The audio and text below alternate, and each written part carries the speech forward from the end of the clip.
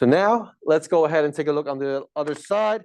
Same thing as we did on the other side. We just start with 1, 2, and 3 to get things started. So what's 1/2 to the first power? That'd be 1/2. Actually, let's go to 0. What's 1/2 to the 0 power?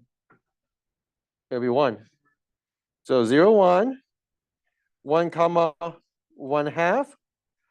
What about 1/2 to the second power?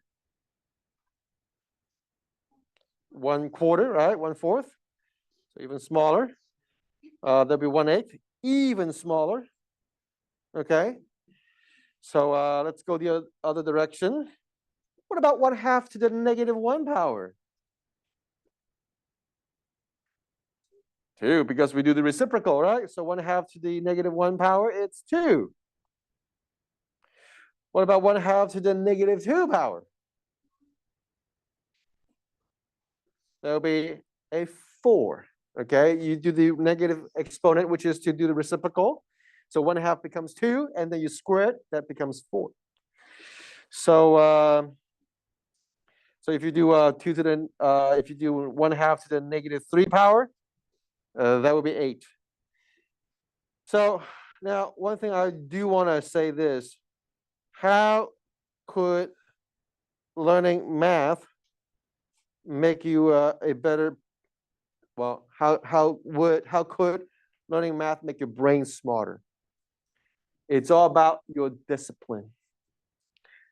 Okay, when you look at the negative sign right here, would you let your brain do some random stuff and say, oh yeah, that's a negative, so negative number? Or are you going to exercise the meaning of a negative exponent, which is reciprocal? All right, so 0, 1, asymptote would be again y go to 0. This would be a decay because it's decreasing, so it's decay. And if you're in chemistry this year or last year, you should have learned about the nuclear decay, right? Alpha decay, beta decay. So it would have something like this. And for those who are in chemistry this year, last year, have you heard of the term called half-life? What's the meaning of half-life? Except it's the name of a game. Do you know what's the meaning of half-life?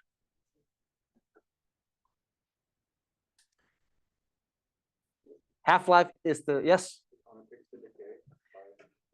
The time it takes to decay by 1/2. Now, usually we talk about half-life in nuclear chemistry when we talk about how the radioactivity would decrease by 1/2. But actually, we talk about half-life in a lot of cases, including the field of medicine.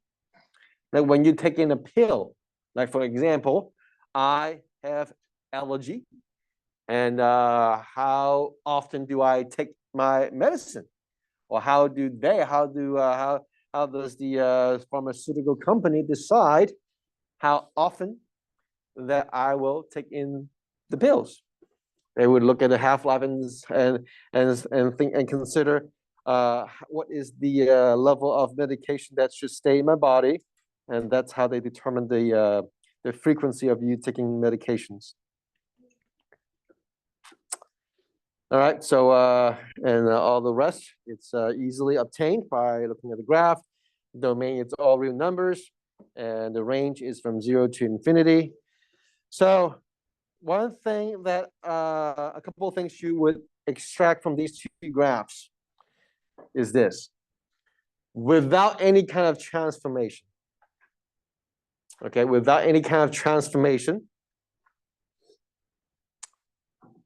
it should always be positive.